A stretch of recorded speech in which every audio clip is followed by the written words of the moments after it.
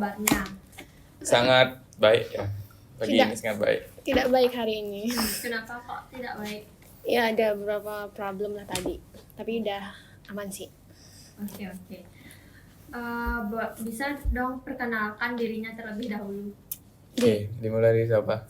Kira dulu. Oke, mungkin selamat apa nih? Selamat siang ya. Siang. Selamat siang teman-teman. Jadi perkenalkan nama saya Deogedi Jopiana Putra. Jadi di kampus tercinta ini bisa dipanggil Dode, biasa dipanggil Dode. Jadi sini saya selaku menteri dari Kementerian Pemberdayaan Masyarakat dan Lingkungan.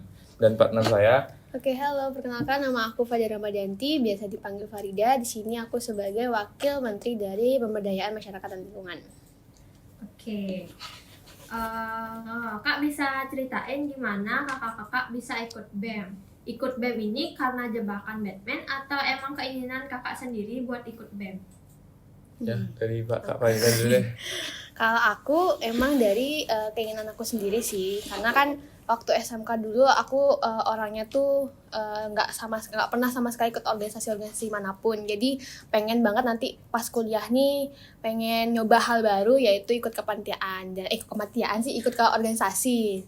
Terus mumpung ada organisasi BEM ini, jadi yang saya bilang organisasi BEM ini kan organisasi yang paling tinggi ya. Jadi kayaknya bakal seru banget sih kayaknya kalau misalkan join BEM. Jadi ya udah aku ikut join BEM.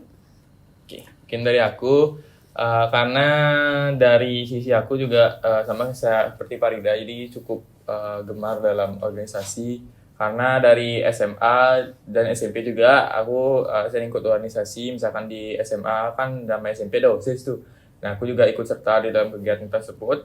Nah, terus berhubung di kampus juga ada organisasi yang lumayan banyak di Instiki, jadinya aku memilih BEM karena kan ya kalian tahu sendiri kan BEM termasuk salah satu organisasi terbesar di kampus juga. Jadi itu sih alasan aku gabung di BEM.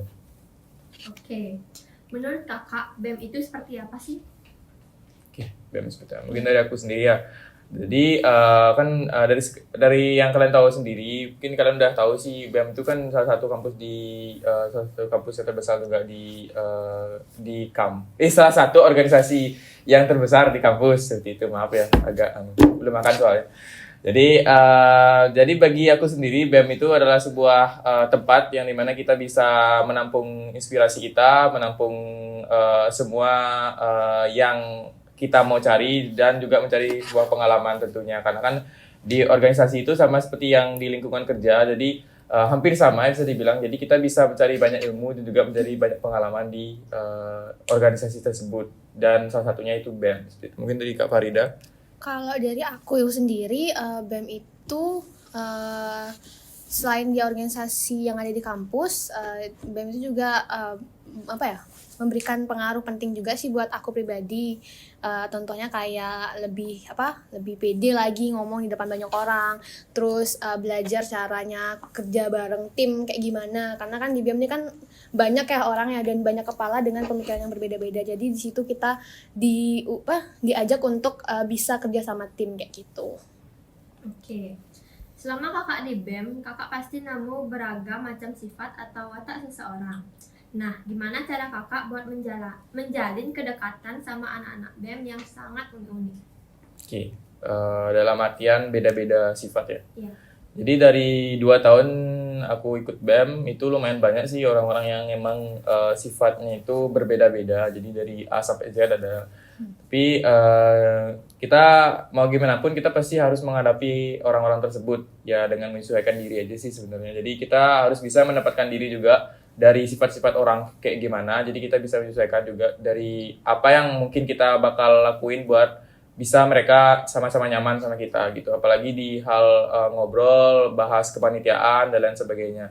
Istilahnya di bahasa kepanitiaan biar gak miskom aja gitu. Biar sama-sama enak juga kalau mau ngobrol. Jadi intinya menyesuaikan aja buat menyelesaikan masalah terkait orang yang anti-anti itu, seperti sifat manusia gitu aja sih. Mungkin dari Kak Farida.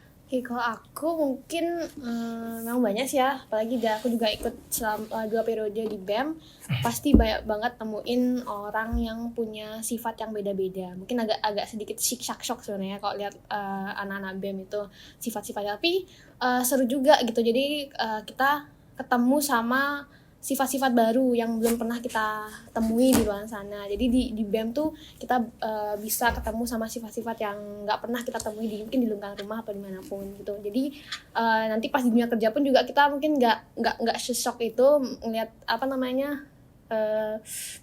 apa sih tadi tuh sifat-sifat manusia kayak gitu. Jadi seru aja sih nemu apa sifat-sifat yang sangat unik-unik di BEM. Oke.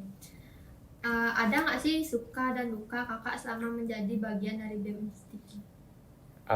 Mungkin dari aku sendiri, sukanya itu yang pertama udah pasti menambah relasi ya, karena kan di BEM itu adalah organisasi, jadi cukup banyak orang di sana dengan sifat-sifat masing-masing, jadi lumayan banyak menambah relasi aku di lingkungan juga, karena kan aku jujur sebelum ikut BEM juga temannya itu aja, jadi itu sih menambah relasi yang pertama.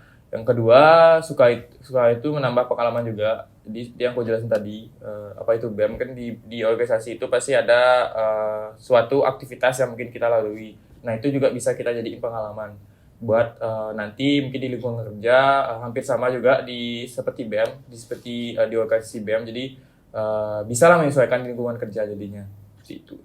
Terus yang ketiga itu mencari yang nggak buat gabut ya bisa dibilang, karena kan kita kalau misalkan sebagai mahasiswa kalau misalkan cuma belajar habis itu kampus habis itu pulang itu kan kayak gabut banget ya, jadi nggak ada kegiatan lain, apalagi kita tuh nggak kerja gitu. Jadi menurut aku suka aku di BEM juga mencari teman ngobrol juga, teman biar gak gabut istilahnya, biar bisa menyempurnakan masa aku di mahasiswa itu aja sih. Mungkin dari Kak Farida.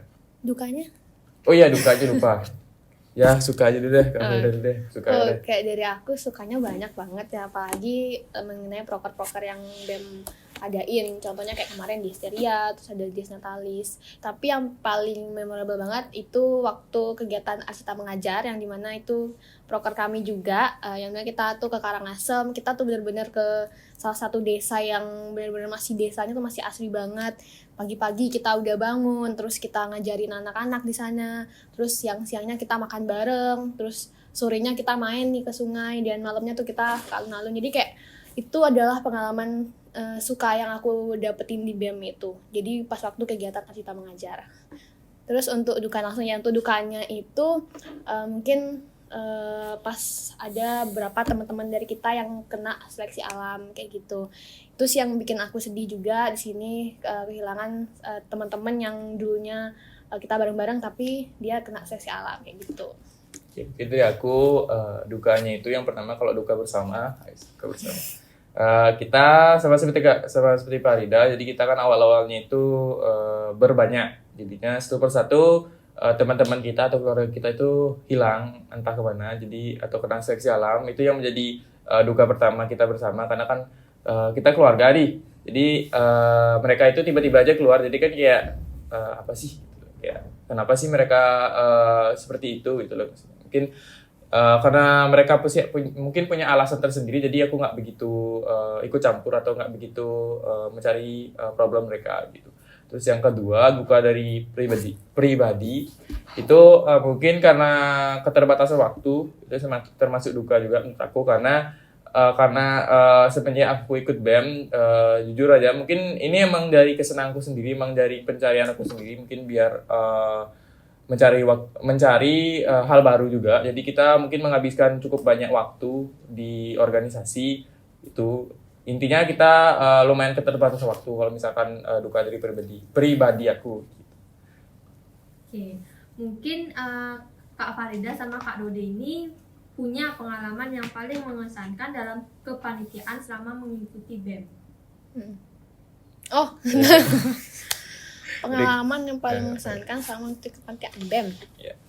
Mungkin PKKMB sih, karena itu jujur berangkat pagi, pulang pagi. Itu benar-benar berangkat pagi, pulang pagi, tidur cuman berapa jam, terus balik lagi ke kampus untuk prepare dan segala macam hal.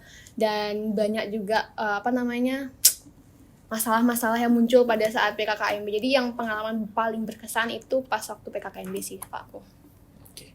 Mungkin dari aku banyak sih sebenarnya yang berkesannya, karena kan tiap tahun tuh pasti ada gitu loh, berfase-fase ini. Mungkin dari fase yang berkesan paling kecil dulu deh, mungkin dari LDK ya. Jadi itu kan mungkin kepanitiaan LDK yang kemarin itu lumayan cukup mengesankan karena kita bisalah melatih kita buat jadi seorang pemimpin gitu, karena bisa mengemban tugas buat melatih adik-adik dari mahasiswa baru yang mungkin ikut serta dalam kegiatan BEM. Yang kedua mungkin dari seminar nasional juga. Jadi seminar nasional kan apalagi waktu itu aku lumayan jadi intinya nggak jadi intilah, bisa dibilang lumayan lah bisa kita melatih dan juga mencari pengalaman di kepanitiaan tersebut, karena bisa mengundang pembicara-pembicara yang luar yang mungkin kita belum tahu siapa itu, dan juga kita nggak bisa cara buat bekerja sama ke orang-orang eksternal tersebut. Itu yang mungkin yang tiga, PKMB juga. Jadi PKMB seperti yang dibilang Farida juga, itu kan acaranya itu 1 minggu lebih tambah dua hari ya, itu udah 9 hari lah bisa dibilang. Itu lumayan mencapekkan karena kan kita juga merancangnya berbulan-bulan, jadinya waktu kegiatan juga lumayan bisa mencari pengalaman juga, karena pergi seperti mulai Farida ya, datang pagi habis itu pulang pagi lagi gitu. Itu yang menguras tenaga. Yang terakhir mungkin diesteria dan diestalis juga sekalian biar nggak lama juga. Diestalis dan diesteria karena kan apalagi di diesteria itu kan lumayan istilahnya menguras waktu juga di perencanaan, karena membutuhkan waktu berbulan-bulan juga, dan acaranya cuma sehari aja, sayang sekali. Itu mungkin next diesteria bisa 2 hari ya kalau bisa. Gempol orang-orangnya. Gempol itu dah maksudnya. Itu sih yang sebenarnya apalagi di diesteria kan lumayan menghabiskan banyak waktu dan juga tenaga tentunya. Jadi kita seringkali nggak fokus di perkuliahan, tapi kita bisa lebih ke fokus di diesteria gitu, buat menentukan artis lah, menentukan venue atau lain sebagainya gitu sih. Banyak sih.